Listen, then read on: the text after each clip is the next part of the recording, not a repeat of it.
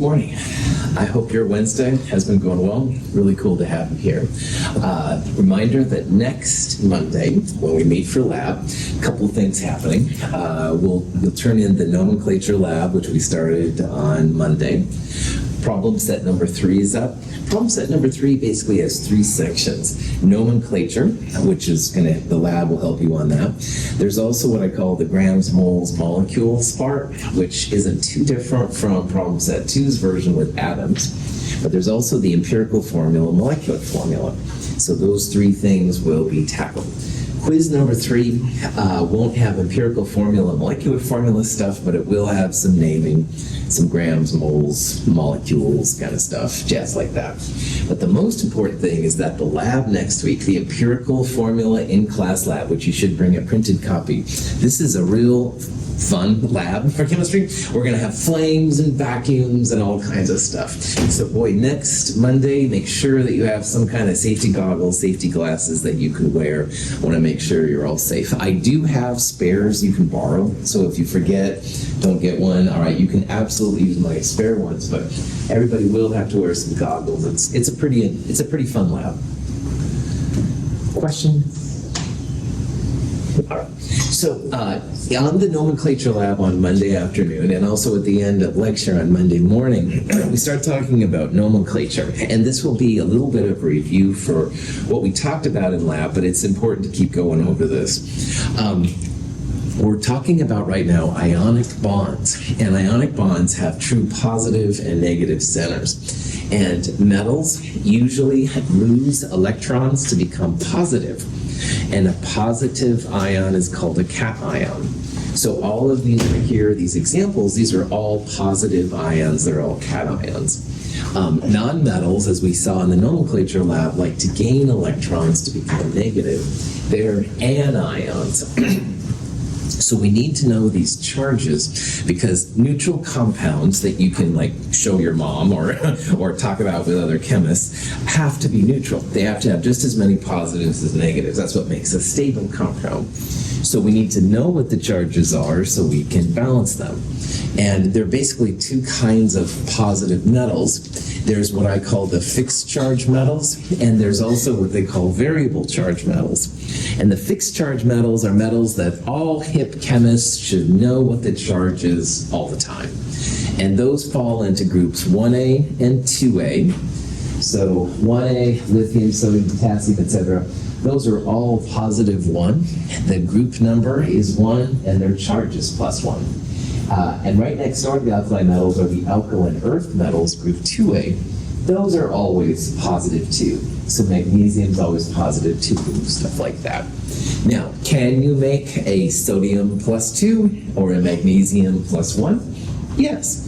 But it has to be done in the lab. It has to be done under high energy voltage things. It's not something that probably we could do at Mount Hood, I won't lie, all right? So that's why I call the hip chemists being knowledgeable about these things. It would be very difficult to make these charges anything else. Now there's also what I call the stairs, and that's a group of 6 elements. Aluminum, number 13, gallium and indium is the 3rd step, and all of those are +3 metals all the time. The hip chemist at least. Now, yes, you can make different ones, but boy, 99% of the time I call them all +3. The second step with 2 elements is zinc and cadmium. Those are always +2, and then silver right there is the single step, that's +1. So those 6 elements also have fixed charges, all right? And the hip chemist knows that silver's +1, et cetera, et cetera. But all the other metals on the periodic table, and there's a lot of them, all right? It's almost all of the transition metals except for those stairs. It's all the lanthanides, it's all the actinides, and there are several metals under the nonmetals. So for example, tin and lead and bismuth are great examples of that. Thallium, right next door, is actually a variable charge metal. So there's quite a few of these. So Seth says, hey man, I got some thallium chloride. I have no idea what the formula would be. And I have a PhD, okay? So chemists need a way to talk to each other about this. And that's where the Roman numeral pops in. So for example, we could have a thallium plus 2, Tl plus 2. We put a Roman numeral next to it. And you can have a thallium plus 1. You'd have a Roman numeral 1. So here's just a couple examples from the periodic table with iron and vanadium, all right? Iron's another one. It's all over the spectrum.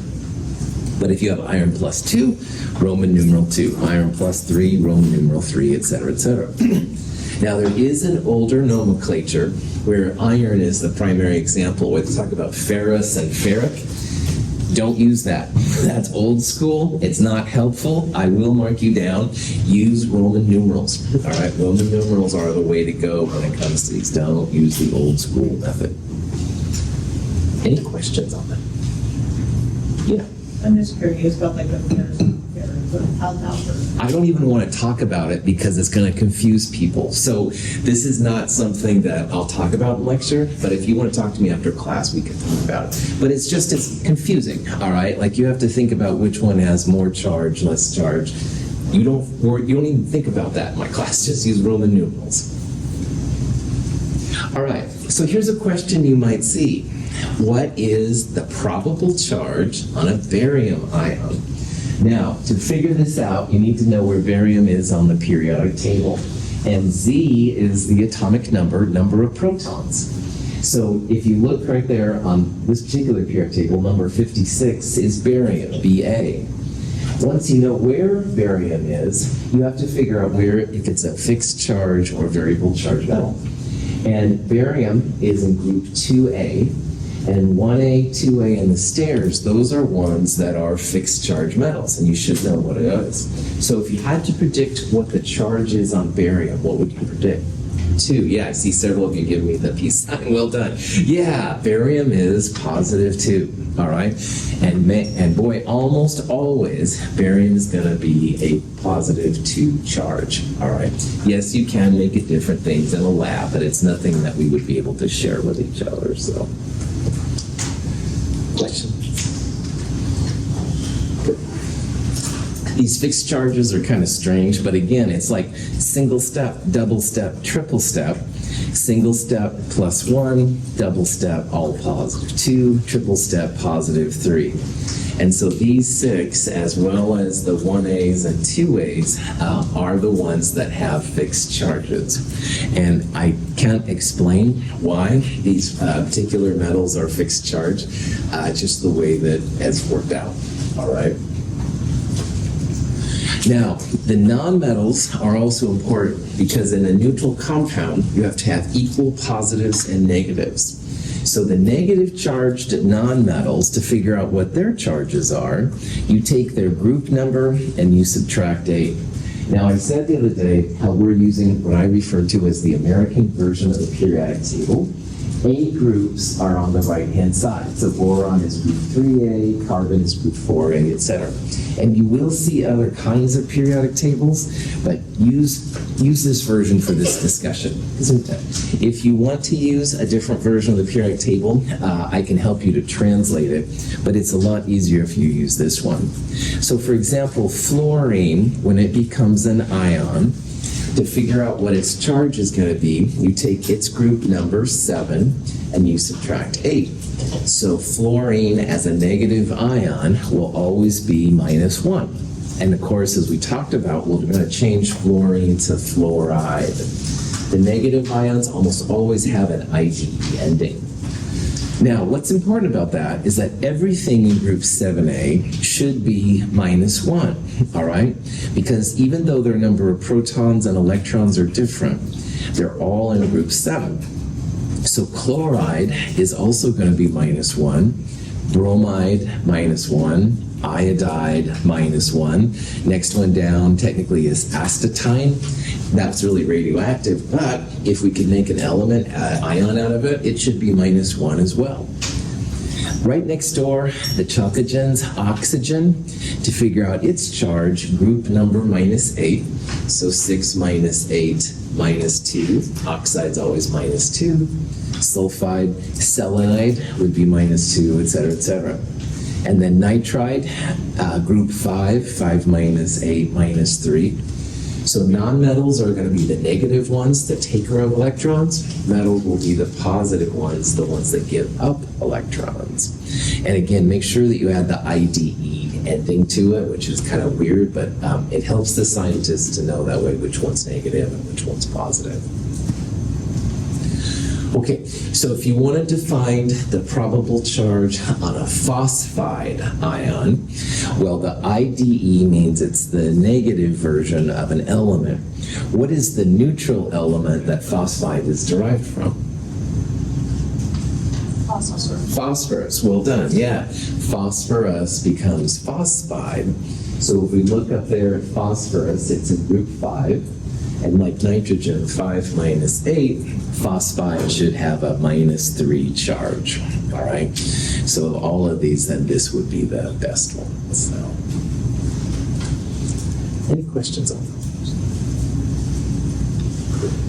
So here's like an overview of all these crazy things.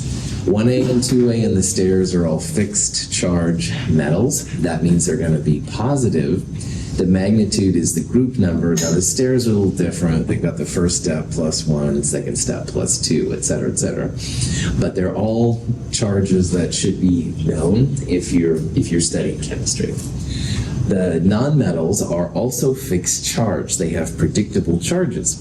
And to figure out what they are, you take the group number and you subtract 8. You do add the IDE ending to them, but again, it's important. These are negative and these are positive. The metals are very, very difficult to predict what they are, so scientists use Roman numerals to tell what they are. They're always going to be positive, at least for us, but that's why we can then use like iron plus 2, iron plus 3, jazz like that. Okay. Now, on top of these particular rules for the elements, there's also another group of ions which we're going to see a lot in this section, and they're very, very common. They're called polyatomic ions. And polyatomic ions are a little bit of a bugger in this section, so I just want to give you heads up. These are a little bit weird. Again, most of the things we've talked about so far have been single-atomed ions, so like iodide from iodine, oxygen that comes out from oxide, et cetera, et cetera. But a polyatomic atom, or ion, means that there's more than 2 types of atoms that mix together and they have a charge. So many atomed ions is what polyatomic means. I don't have very good, like, quick and dirty ways to learn this, so one of the best ways, for better or worse, unfortunately, is just to sit down and memorize them. So what I used to do is I had flashcards, old school, and on one side I'd have, for example, like nitrate, and on the back side I'd have the formula with the charge, so NO3 minus 1. Nitrate is very common, so that's one of the ones I happen to use right off the top of my head. This would be a cool thing to put on your page of notes as well. You could have that as well, but we're going to use them so much. I do recommend becoming as familiar with them as possible. I hate to ever say memorize, but it's true. I'm sure you've heard of some of these: phosphates, sulfates, maybe carbonate, different things. Some of them are a little strange and stuff for us, like chlorate. Acetate is a weird one. But again, all of these multiple atoms coming together, and they're going to have mostly a negative charge. There's one that's got a positive charge that's important. Here's another list with lots more of them. Carbonate is actually useful in our blood, but carbonate sometimes takes an H plus from an acid to make hydrogen carbonate ion. And if you've heard about bicarbonate, bicarbonate is like a common name, like water. The official name would be hydrogen carbonate. Cyanide, of course, a nasty poison, stuff like that. There's one positive one, which is ammonia, all right? We talked about in the last section with a nitrogen that NH3 is ammonia. And ammonia is used in like household cleaners, jazz like that. But A lot of things in chemistry are related by a little bit of H+, which is where acids kick in. Acids are great sources of H+. And if you put some H+ in with ammonia, you make ammonium. So just realize that ammonium and ammonia, they sound similar, but they are different. And they're both going to be seen quite a bit. You can turn ammonia into ammonium and ammonium into ammonia. We'll talk about that later. But ammonium here is a positive charge, and it's one that we'll kind of see several times. Most of the polyatomic ions have an ATE or sometimes an ITE ending. Those mean that there's oxygen in the polyatomic ion. All right, now it's not 100%, but it's more often than not the case. So for example, here is nitrate and nitrite. They both have oxygen, but cyanide does not have oxygen. Now, that's not 100% accurate, though. Is it on this list? Yes. Hydroxide has oxygen, but it doesn't have an AT or ITE. But at least that's one more kind of hint that will help you if these are brand new to you. So knowing that ATEs and ITEs are usually oxygen-containing species, we can tackle something like this. And this problem just says, which of the following polyatomic ions probably does not contain oxygen? Well, if you look at these, ATE and phosphate and ITE and hypoiodite, those are both ways to tell that they have oxygen. So selenate, nitrate, all of those have an ATE or an ITE ending, except for cyanide. So if you didn't know any of these formulas, right away you'd say, hey, probably cyanide would be the one. And it doesn't have any oxygen. It's CN-1. Nasty little thing. Anyway, questions? The only kind of cheat sheet thing that I have to share with you regarding polyatomic ions is this expression. Some people like this and some people don't. So you decide if this works for you or not. But bear with me here. Nick, the camel brat, ate icky clam for supper in Phoenix. And you're like, okay, Russell, you really need a vacation or something apparently. But anyway, this is actually an acronym to help you remember some of the more common polyatomic ions. Now, notice in this list, these are all ATEs. Supposedly, the ATE polyatomic is the most common for that family, all right? So this is an expression to help you figure out what the charge is and how many oxygens are on each of those polyatomics. So as an example, Nick is the name of the camel. Nick has 1, 2, 3, NCK, 3 consonants, no vowels. Quick reminder, vowels are A, E, I, O, U, sometimes Y. So it has 3 non-vowels and 1 vowel I. So that means there are 3 oxygens and a charge equal to the vowels of -1. So if you don't know nitrate, it's NO3 -1. Phoenix down here, all right, has 1 O, E, and I, 3 vowels, so it has a -3 charge. And it has P, H, N, and X, 4 consonants, so that means there's 4 oxygens, PO4 -3. And you can say that Nick had crepes for dinner and include chromate, blah, blah, blah. For some people, this is awesome, but not everybody. Okay, so play it by ear. If it doesn't work for you, it's totally fine. I kind of like it, and I'm kind of annoyed by it too. I still think probably doing flashcards would work better for me personally, but if this works for you, cool. Questions? All right. This H+ relationship that I just talked about with ammonia and ammonium is really important in chemistry, and we'll see more and more of this. If you take a nitrate ion and you add an H+ to it, the H+ connects to the NO3. And again, acids are almost always H+. So the -1 of the nitrate and the +1 of the H+ come together to make nitric acid, HNO3. And so HNO3, nitric acid, and nitrate are related. And we'll talk about this more in a later kind of thing.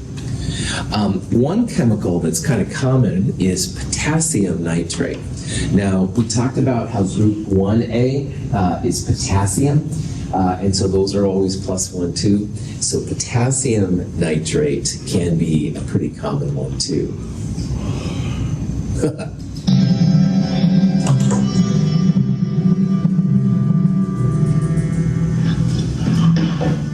Is there always some way we could contact you? Yes, indeed, Doctor. If only there were. Notice the substance encrusting that rock. Yes.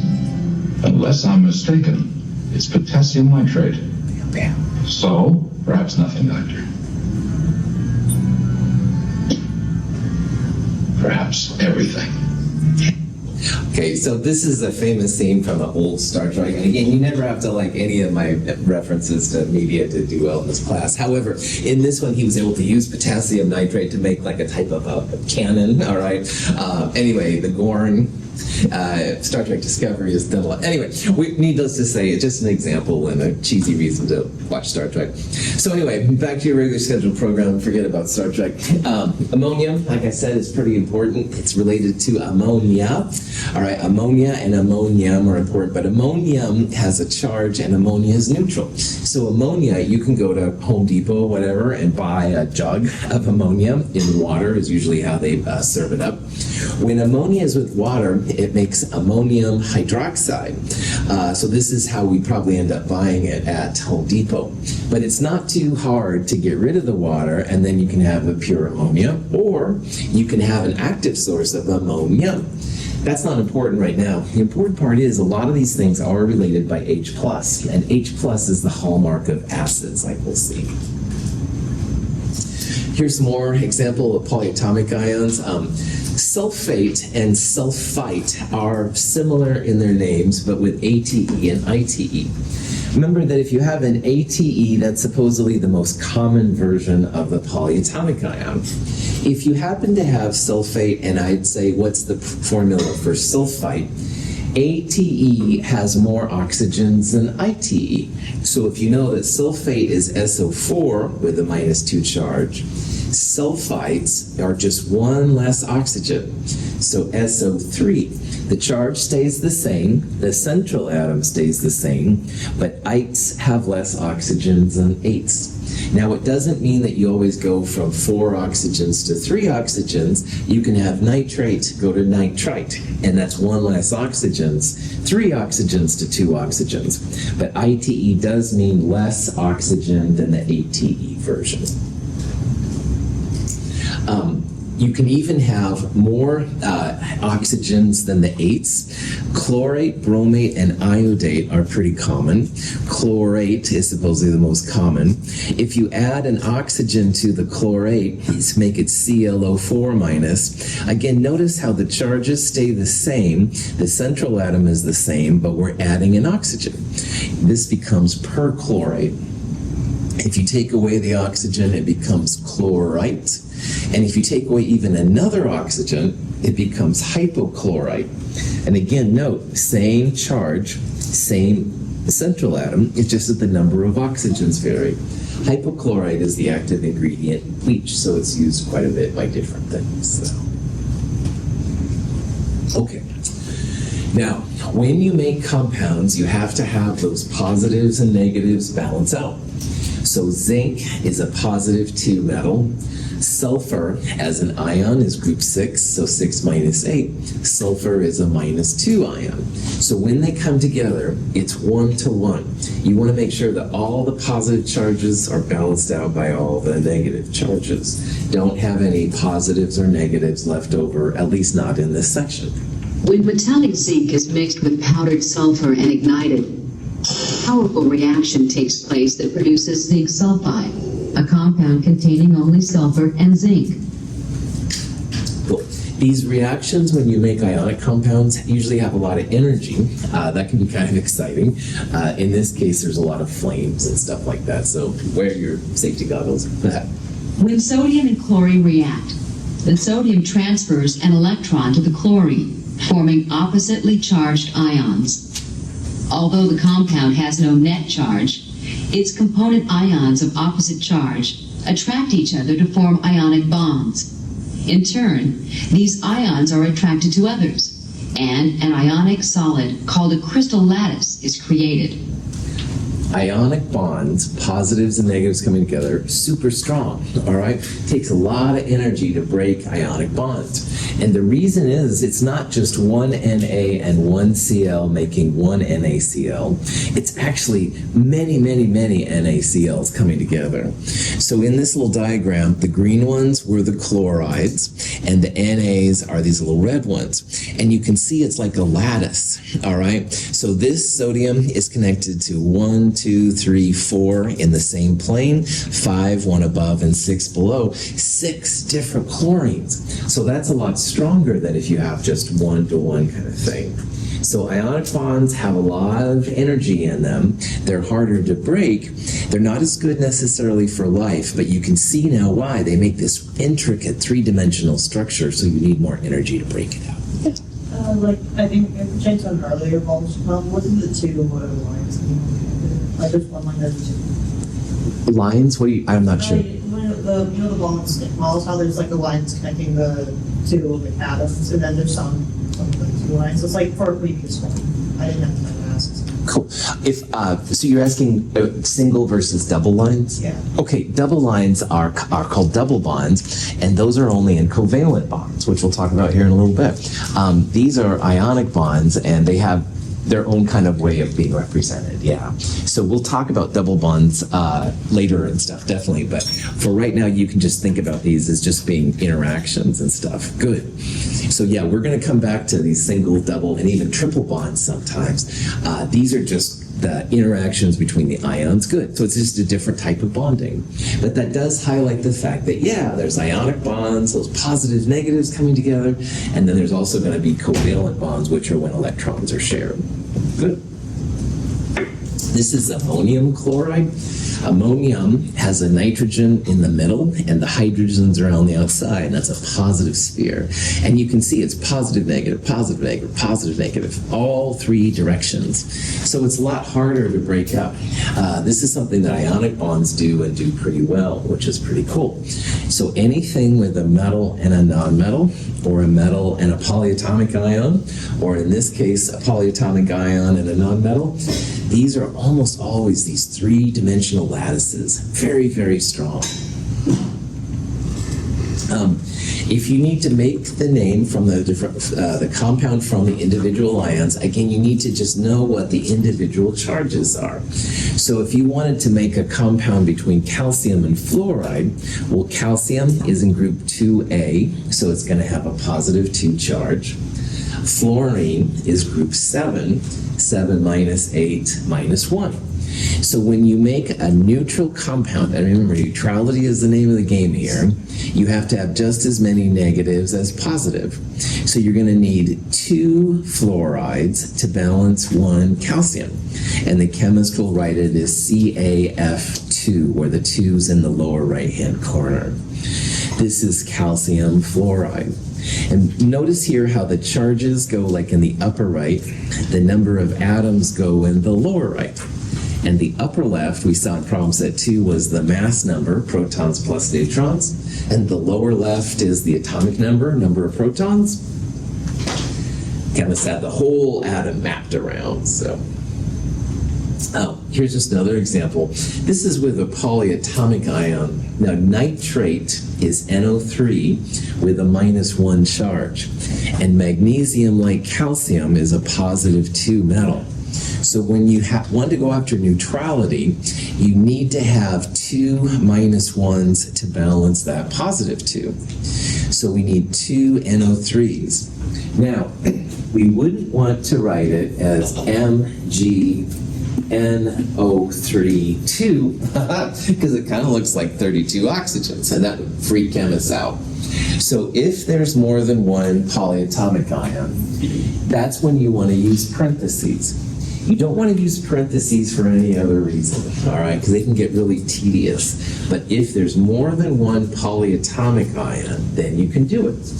So if it was sodium and nitrate, you would write just NaNO3. But more than one, use parentheses. And we wouldn't do like trinitrate? Greek prefixes are only for nonmetals and nonmetals, all right? And so if you have a metal like magnesium, calcium, even a positive ion, don't use Greek prefixes. Yeah, good question. So Greek prefixes, everybody wants to use them. They're very easy to use, right? But we only use them officially when nonmetals and nonmetals come together. Good question. Okay. Here's an example with the reasons why these Roman numerals are really important. Phosphate is always -3, all right? There's no phosphate that will be a different charge. But iron is all over the place. So this first example here shows what happens when an iron +2 comes together. So the 2+ and the 3-, they have a common denominator of 6, like 2 times 3 is 6. And 6 divided by 2 means you need 3 irons. And 6 divided by this 3 means you need 2 phosphates. So Fe3 parentheses PO4 parentheses 2, that would be iron 2 phosphate. Now, iron 3 phosphate is also pretty common. The phosphate here, which is -3, and the iron, which is +3, come together 1 to 1. So notice there's no parentheses around that formula. All right, only use parentheses around polyatomic ions. So we can use the nonmetal, or in this case the polyatomic ion, to figure out the charge of the metal. If you're given a formula like this, you can then figure out it's iron +3, or if it's this formula, you can figure out it's iron +2. Any questions? Okay. Reaction of sodium and chlorine is a vigorous one. We use sand to protect the flask from excessive heat.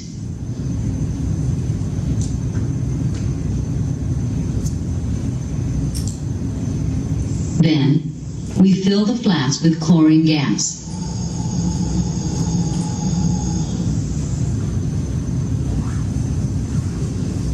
Next, we add sodium.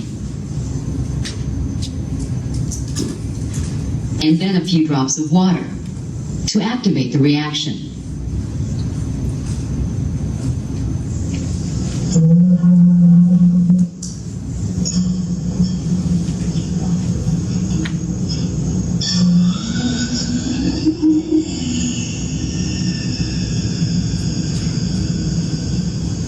The reaction produces sodium chloride. When sodium and chlorine react, the sodium transfers an electron to the chlorine, forming oppositely charged ions. Although the compound has no net charge, its component ions of opposite charge attract each other to form ionic bonds. In turn, these ions are attracted to others, and an ionic solid called a crystal lattice is created. So there's several ways to make table salt, but if you start with the elements, raw sodium, raw chlorine gas, man, there's a lot of energy that pops out, right? Really crazy. So be very, very careful. There's other ways to do it too, but that's one very exciting way. And I'm showing that because there's so much energy released. And when energy is released, that means that the bonds that keep sodium and chlorine together, very, very strong. So we're going to talk about what makes a strong bond versus a weak bond. And a fancy name for ionic bonds in this case would be electrostatic forces. So if you hear the term electrostatic forces, it just means how strong those positives and negatives are sticking together. And this can be a very, very strong bond. This is literally talking about now the glue that holds atoms together, at least in ionic compounds. A crystal of potassium bromide has a distinctive shape with perpendicular edges. This shape directly reflects the arrangement of the ions in the crystal lattice. The compound is composed of alternating potassium ions and bromide ions. The crystal lattice can be so strong on the atomic level that we can see in our macroscopic world this representation. So this is a potassium bromide crystal, all right? And it takes some care to make something like this, but you can see it's got really well-defined edges, and that represents like these kind of edges right there. Now there's zillions of atoms inside there, but it shows how the implications on the atomic level have repercussions on our world too. So Coulomb's law is the fancy name for the law which describes how strong electrostatic forces are. Coulomb was a scientist. Coulomb is a unit of measure what talks about how much charge something can have.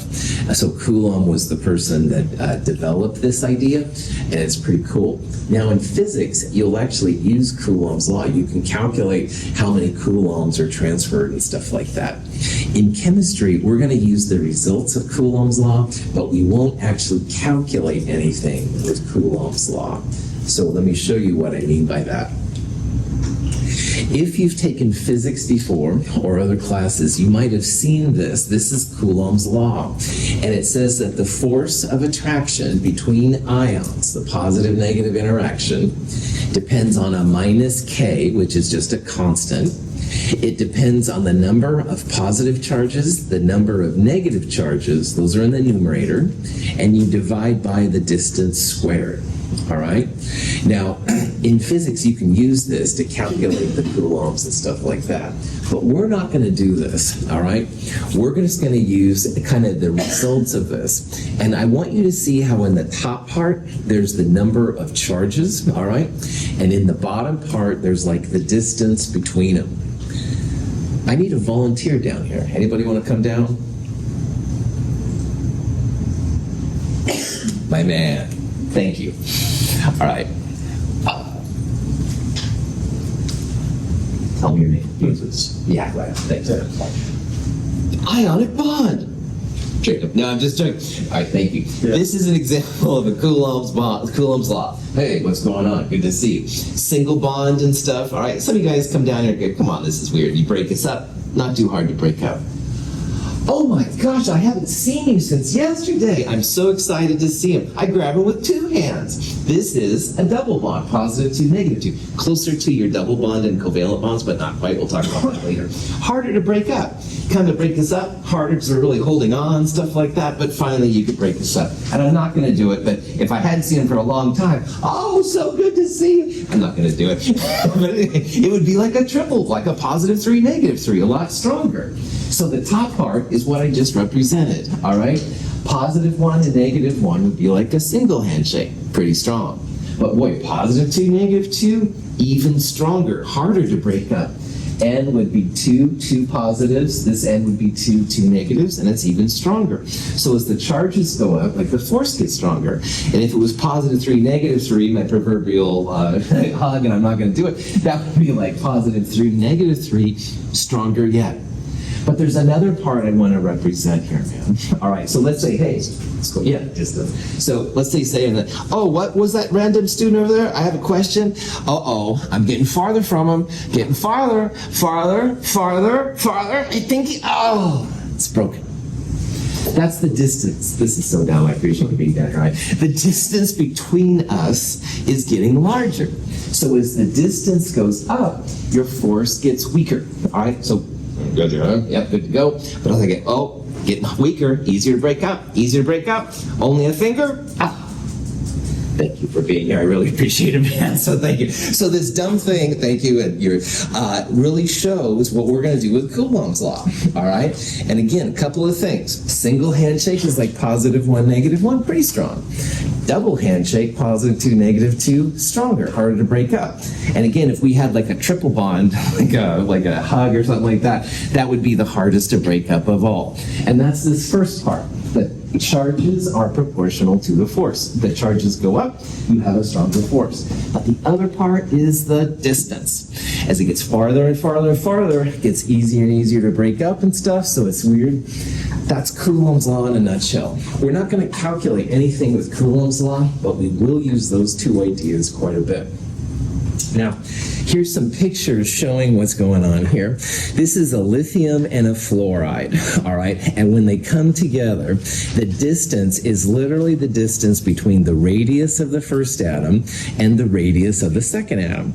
And you bet scientists can calculate these kind of things, et cetera, et cetera. Now, here's an example of the handshakes. Positive one, negative one. Hey, good to see you.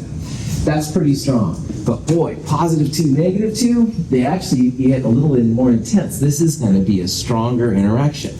And a positive 3, negative 3 would be stronger yet. This shows what happens when the atoms are close to each other initially, and then they start getting farther away. As the distance goes up, the denominator, this force goes down. So that makes it a weaker bond as well. If you understand those two concepts, you've got this down. And it actually does work with covalent bonds, it's more applicable towards the ionic bonds. Yeah. What's the significance of the K values? Cool. Every ionic compound has a different kind of one of these constants. So sodium chloride would be different than lithium fluoride. There's a lot of equations have these kind of constants, and usually they have to figure it out per sample kind of thing. So, and it has to do a little bit with what it's interacting with, like are you gas phase or are you solid phase? It does work like if you have it in like water, a different medium. Those are the kind of things that I think it would refer to. Good question. Okay, so as the charges increase, positive 1, negative 1, positive 2, negative 2, positive 3, negative 3, the attractive force goes up as well. All right, and conversely, if you go from positive 3, negative 3 down to positive 1, negative 1, it would decrease. As the distance between the ions increases, oh my gosh, getting pulled away, fingers over, all right, silly, I apologize. Anyway, as the distance increases, the force decreases. All right, that's what the bottom means. As this part gets bigger, the force goes down. As you start squishing them together, then in theory, as the distance goes down, the force goes up. We'll talk about these things several times coming up here, but there are some real practical uses for them too, which is really cool. Let me show you an example of where this can be useful. Sodium chloride has a really high melting point, and it's made up of positive 1, negative 1s, all right? If you take the salt crystals themselves and you heat them on a hot plate, they will eventually turn to a liquid. And we're not talking about putting water in here and making salt water. We're talking literally melting those solid crystals. And it's about 800 degrees Celsius. It's a really high temperature. These ionic bonds are super, super strong.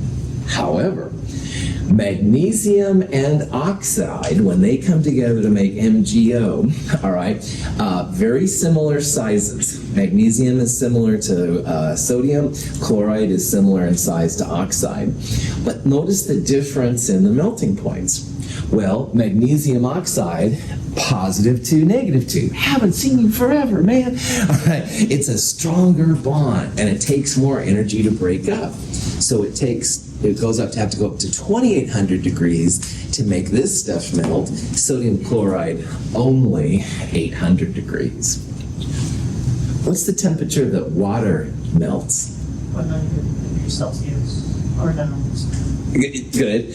100 is boiling, going from a liquid to a gas. Melting would just be 0, going from ice to liquid water. So water is 0 Celsius. You can see that both of those numbers are a lot higher than water. We're talking about incredibly strong bonds here. And again, this is where Coulomb's law can really help us out to figure out what's going on. Okay.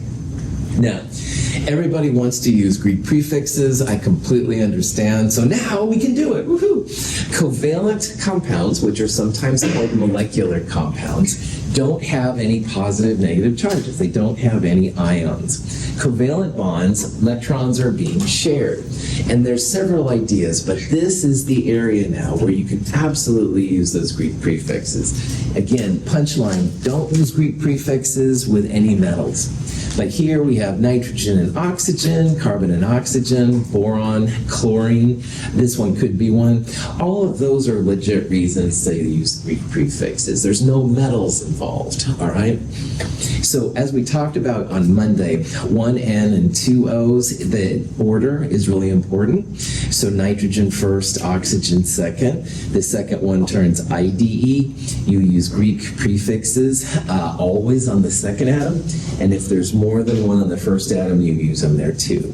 So carbon dioxide is always CO2, not O2C. Carbon is a little bit more positive and oxygen is a little bit more negative. So the IDE goes to the oxygen, 2O will be carbon dioxide. Nitrogen dioxide, boron trichloride. Now, methane, CH4, is an example of another class of compounds that are used in organic chemistry. If we were using these names here, we would call this carbon tetrahydride. But this is actually another kind of naming. And I'm just throwing it out there because in Chem 222, we're going to look at these kind of compounds and how to name them. So if you called it, for right now, carbon tetrahydride, that would be okay. But really, this is another group here. We're going to talk about those in an upcoming lecture.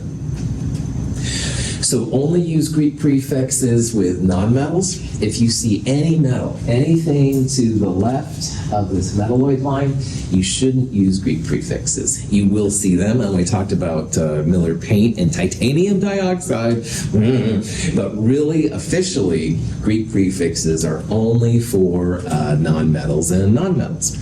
So with metals and nonmetals, you'd either just call it things like sodium chloride if it's a fixed charge metal, or you could say titanium 1 chloride if it was a variable charge metal. But you would never call it titanium monochloride, at least by the official rules. Questions on? All right. The Greek prefixes are important to know, just like the Roman numerals. I'm just putting them up here. If you can know up to 9 nona, that's fantastic and stuff, no problem.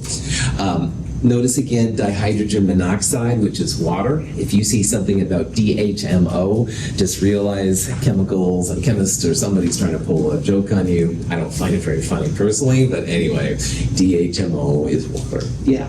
As you go above 10, do you use like the combination system, like, or like? Yeah. Honestly, they're so rare, I would have to look up what they are. But I think the 11 is like unideca or something like that. It gets harder to put the atoms together. So if you can go up to 10, more than 99% of what you do will be covered, right? But there are ones past 10, you're right. Other questions? So let's figure out the name for this beast, N2O4, all right? So first thing we want to look at then, is this one a metal plus nonmetal or nonmetal plus nonmetal? And you can probably see both nitrogen and oxygen are up to the right of the metalloid line. So these are nonmetals, so Greek prefixes are good to go. Then we can call the first one just by its name, nitrogen. The second one is second for a reason. It's more negative, so oxygen becomes oxide. The Greek prefix for 2 is di, and we will use it here because if the first one has more than one, you do include a Greek prefix. The Greek prefix for 4 is tetra, so this one would be called dinitrogen tetraoxide. Okay. Any questions? Cool. So the 3 types of naming, fixed charge metal plus nonmetal, no Roman numerals, no Greek prefixes, aluminum oxide would be an example. Aluminum's one of the stairs. These are ionic bonds, so they're pretty strong, but aluminum is always +3, so that's why scientists can get away without using any fancy nomenclature. The variable charge metals, you do need Roman numerals because scientists, myself included, would not know what the charge is if you said you had just iron oxide. So Roman numerals helped the scientists to figure out which is which. So iron 3 oxide is Fe2O3. Iron 2 oxide is FeO. Sometimes you can use that crossover. It works really well here, like the 3 goes on the iron, and this is iron 3. However, it doesn't work all the time. Like here, this is a 1 by the oxygen. It looks like it would be iron 1 oxide, and that's incorrect. Oxygen's a -2 ion, so this would be a +2 iron. So just be careful, but it is a nice way to check yourself. And then finally, the ones which are arguably more fun are the nonmetal plus nonmetal compounds, only things up and to the right of the metalloid line. And Greek prefixes are used here. So diphosphorus trioxide, diphosphorus penta or pentoxide, either way is fine. Stuff like that. All right. Questions? Okay. This is a good place to stop. I'm going to talk about acids and bases just real briefly on Friday, and then we'll start getting into the numbers. Thanks for being here. I'll see you on Friday. Have a great day.